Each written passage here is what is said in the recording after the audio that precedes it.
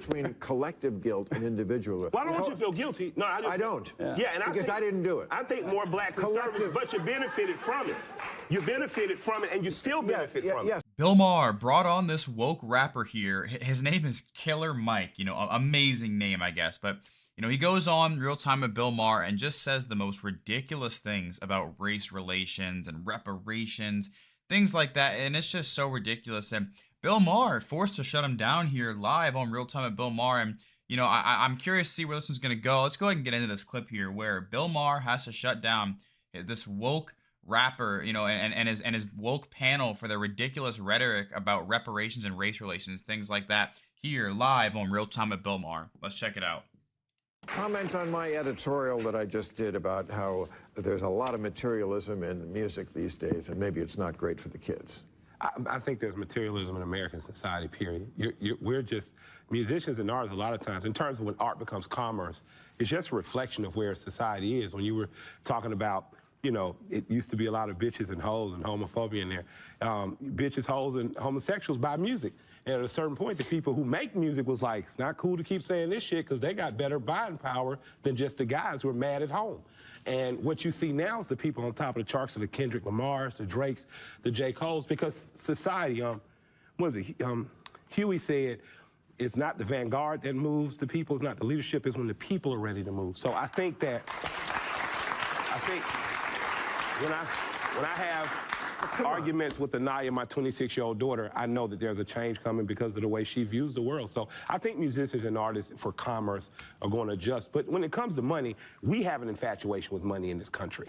You know, so much to the point we went and kidnapped a bunch of people 400 years ago, made them work for free, and said, boom, greatest nation in the world. So, you know, happy Black History Month. Happy Black History Month.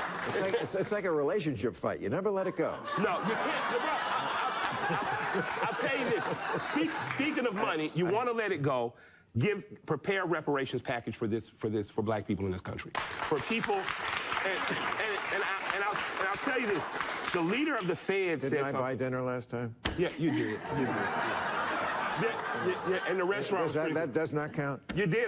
You offered to marry my wife if I died early. Absolutely. Too, so. But I do think this country could benefit from a reparations package that included cash, that included reversal of redlining by helping black people be homeowners, understand credit, and understand Americans that if the black community has more money, this country has more money. Yeah, and we need to start seeing ourselves in a relationship. As long as we have the topic on the table, what do you think about that? Reparations. Vivek Ramaswamy just texted me his Taylor Swift playlist. I haven't been paying attention, so I'll pass. Wait, you're dodging this question? I'll dodge out. In terms of what, reparations? Reparations. Sending out a check.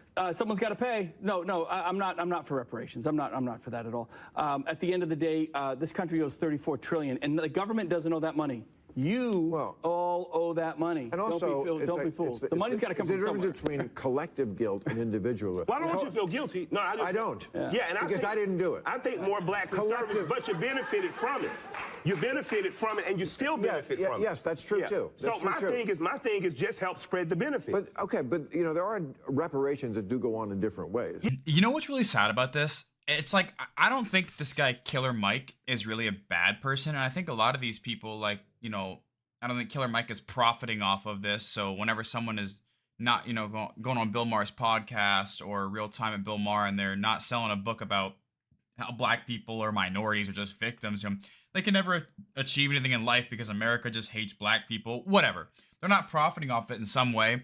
I don't really get mad at them, but, you know, maybe he is selling a book. Maybe I'm wrong. Maybe he's got something to sell, but I wouldn't be shocked. I mean, I don't think he is. And I don't think he is genuinely a bad person. I think he's just very misled and really misinformed. And you can make the reparations argument to someone who is not super well read and super well informed, and you can make the argument sound extremely attractive and, you know, really common sense. Like you really can, it just sounds so convincing, right? It makes so much sense whenever you put it that way to a person who is not super educated on this topic. But when you really just start to think logically and start to go through, like, let's go through the natural steps of what's going to happen during these reparations that we're supposed to give out, it just doesn't make sense. It doesn't make sense at all, really.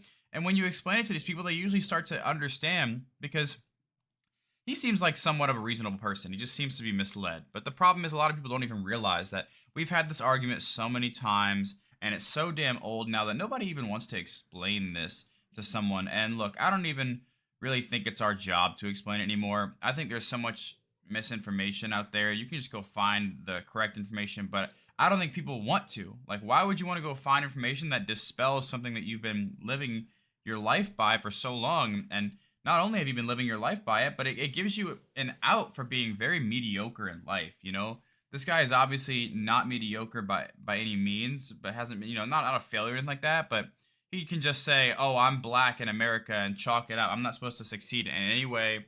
That'll give him that relief. And if you just realize one day that, oh, wait, that's not really how it works, and it just kind of changes your entire worldview and just makes you really uncomfortable with where you're at. Let's get back into the clip, though. And I didn't say absolutely just give me a few $1 million and I'm fine. No, I think that trade and higher level education, I do think a cash payout. I think that there should be a mortgage forgiveness. I think that we should have an incentive to incentivize black wealth in this country. Robert Smith, black billionaire, had an interesting conversation where he wanted to tax corporations 2% of wealth. Imagine what 2% of multi-billion-dollar companies does for black society. What it does is it creates a place where it's not perfect, but Atlanta black people have opportunity. And if you talk to Governor Brian Kemp in Georgia, we also have a Republican governor who I have a relationship with. For the last 10 years, we've been #1 in business. We've created over 60,000 jobs and have more jobs coming. I would challenge you to help put together a reparations package that made the rest of America look more like the opportunity. Well, he's from New Hampshire. That's not going to happen. But is it, if I may, Lord knows I didn't want to get into a reparations discussion. It would cost you hundreds of dollars up there. Right, and then you got well, again, what about the Native Americans who are, you know, you got to go down the list. And when we're done with the reparations package this year, what about you don't hear black people arguing against reparations for anyone. We've never argued against reservations. We've never argued against any payouts for people America's wrong. We're simply saying, while we're at the table, let's do something to aid the people that until 60 years ago lived in apartheid. Okay, but like 60 years is not very long. With Native Americans, we gave them the casino industry. Yeah. What about, you know, supermarkets? Could black people have the marijuana industry? Well, something like that. Look at his fucking face. Would you give us marijuana? Multi-billion-dollar industry is still fresh. It's still growing. Why doesn't Killer Mike have a marijuana license in Georgia? I'm out of the business. Will you call Brian Kemp for me now? I'll call Brian right now. What does that even look like, though? Like, it's not even that simple. Like, give black people the marijuana industry. What the hell does that even mean, dude? And I don't know if I'm misinformed or what, but it's not as if Native Americans have a monopoly over all the casinos, and I don't really think that's how it works. You know, where only Native Americans can own casinos. So, what does that look like if we give black people a reservation somewhere and let them, I don't know, just give them the means to own the marijuana industry and what that means for him? Because like I said, I don't think he's a bad guy. I just think he hears things and on the surface they sound great and they sound so commonsensical to him, and like he's heard somebody says before and he's like, oh wow, that sounds good. Give black people the marijuana industry. I need to go repeat that on Bill Maher's podcast or Real Time at Bill Maher, and let me know what you guys think about that, because I think it's so dumb and brain dead, to be quite honest with you. I don't know how the discussion's gonna go. Brian's a great friend, but if you're going to buy marijuana, I would suggest you do it at the Woods, which is the great pot shop here in L.A., which I'm a part owner of with Woody Harrelson. Okay, what do you think of the news that NASA says the moon is shrinking? Fucking Biden. All right, and you can see even Bill Maher is making fun of the right-wingers, and he can be funny sometimes, man. I can't even lie, but I don't really care about the moon shrinking. Let me know in the comments what you guys think about Bill Maher having to put this woke rapper here, Killer Mike, in his place on Real Time with Bill Maher. And whenever they get into the reparations and the race relations and all that stuff, all those ridiculous talking points that this guy had, let me know in the comments what you guys are thinking about this Bill Maher versus this whole woke rapper situation. That's it for me today, though. I'll see you all in the next one. Don't forget to like, comment, and subscribe. It helps out a ton. Peace.